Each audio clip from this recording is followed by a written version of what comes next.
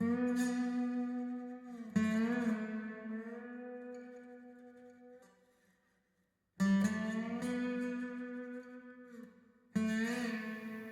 in Joplin started with men wielding shovels and pickaxes working the shallow upper ore body in the ground.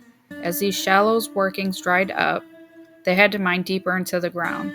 Men turned to mules to help bring the heavy ore to the surface. Mules were treated as prized possessions because they helped ensure more ore could be mined and sold. Safety legislations lagged behind the need.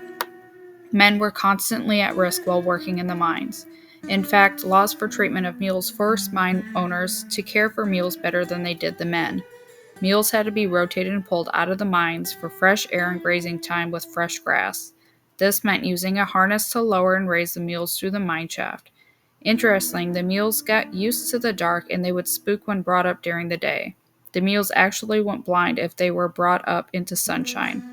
When miners tried to bring the mules up during the night, the mules were spooked by the moon.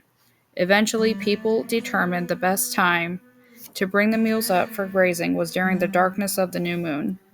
Another issue relating to the mules was the use of explosives in the mine. When preparing for the use of dynamite, the mules were pushed away from firing area as far as possible so the animals were not scared or deafened.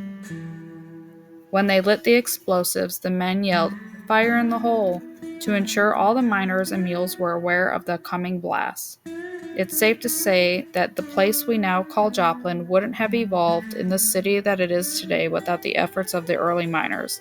Not to be overlooked, though, it is an important role that the mules played in those early days. Without them, the boom years of mining in the tri-state area may never have occurred.